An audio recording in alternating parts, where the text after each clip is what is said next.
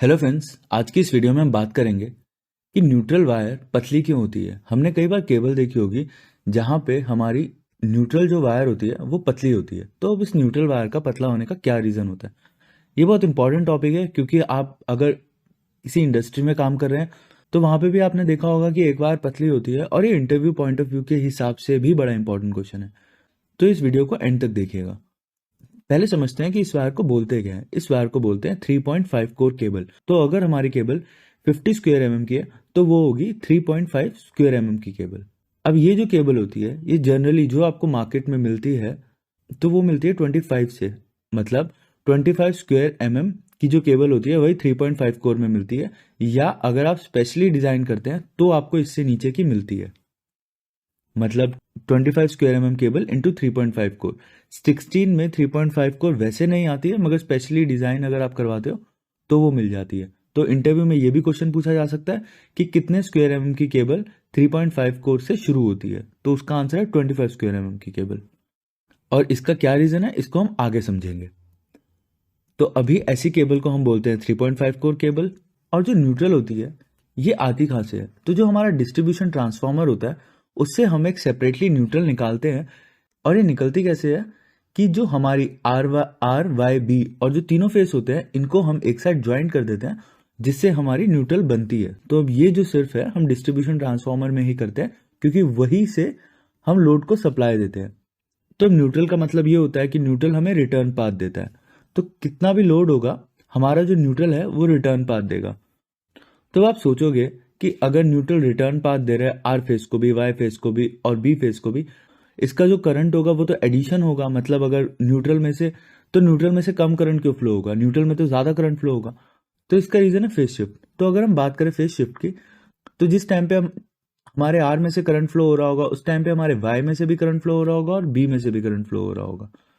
तो इस केस में अभी सपोज करो हमारे आर में से कुछ करंट फ्लो हो रहा है और वाई बी में से भी कुछ करंट फ्लो हो रहा है, तो वाई बी का जो करंट है वो नेगेटिव में है और आर का जो करंट है वो पॉजिटिव में है। तो इस केस में ये जो करंट है ये करंट दूसरे करंट को सब्ट्रैक्ट कर देगा। जैसे कि यहां पे अगर वाई का करंट पॉजिटिव में है तो आर और बी का करंट नेगेटिव में है। तो इसके लिए होता है एक फॉर्मूला जिसे कहते हैं न्यूट्रल करंट फॉर्मूला। इसको निकालने का तरीका होता है रूट में A square plus B square plus C square minus A multiply by B plus B multiply by C plus C multiply by A. अब सपोज करते हैं हमारा एक लोड है जिसमें से एक लोड में से हमारा करंट आर फेज में से हमारा करंट फ्लो हो रहा है 100, वाई फेज में हमारा करंट फ्लो हो रहा है 50 और बी फेज में हमारा करंट फ्लो हो रहा है 75। तो इस केस में अगर हम इस फॉर्मूला के हिसाब से करते हैं तो इस फॉर्मूला के हिसाब से 100 हो गया 10,000, 50 हो गया 2500, 75 हो गया 5625।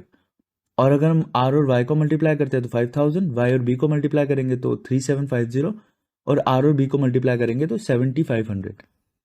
तो इसका जो आंसर आ रहा है वो आ रहा है 43.3 एम्पेयर। तो अगर हम देखें तो 43.3 एम्पेयर हमारा जो आर में से करंट फ्लो हो रहा है उसका भी आधे से भी कम है।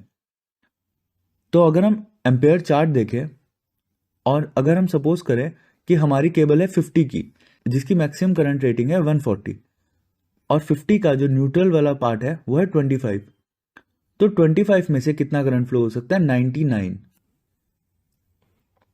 तो अगर हम इस हिसाब से भी देखें तो हमारी जो न्यूट्रल वायर है उसमें से भी काफी करंट फ्लो हो सकता है।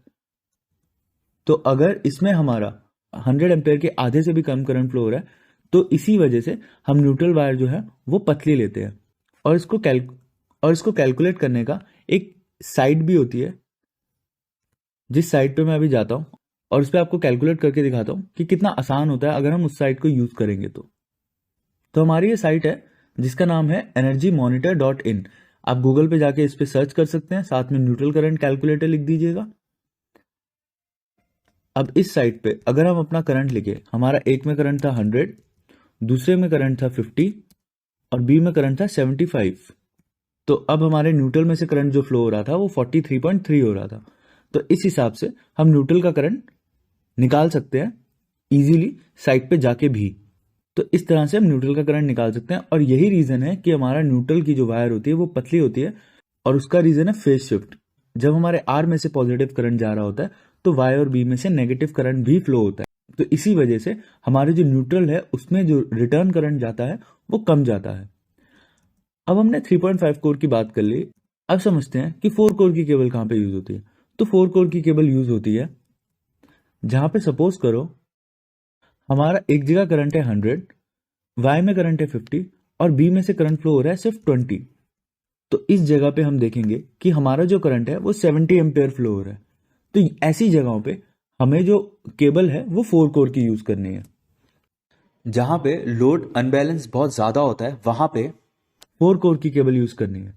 ये ज्यादातर होता है जहां पे लोकेलिटीज होती है, जहां पे लोकल बिल्डिंग कंस्ट्रक्शंस होते रहते हैं, जहां पे आज एक घर है उसकी जगह पे कई सारे फ्लोर्स बन गए हैं।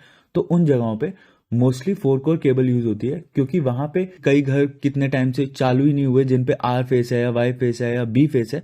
तो इन जगहों पे हमारी 4 कोर केबल यूज होती है। जो हमारे घरों में आती है मोस्टली, अगर हम लोकेलिटी में रहते हैं तो वहां पे हमारी 4 कोर केबल ही आपको देखने को मिलेगी। 3.5 कोर का यूज इंडस्ट्रीज में किया जाता है, जहां पे हम इक्वली डिवाइड करते हैं हर फेज में करंट को।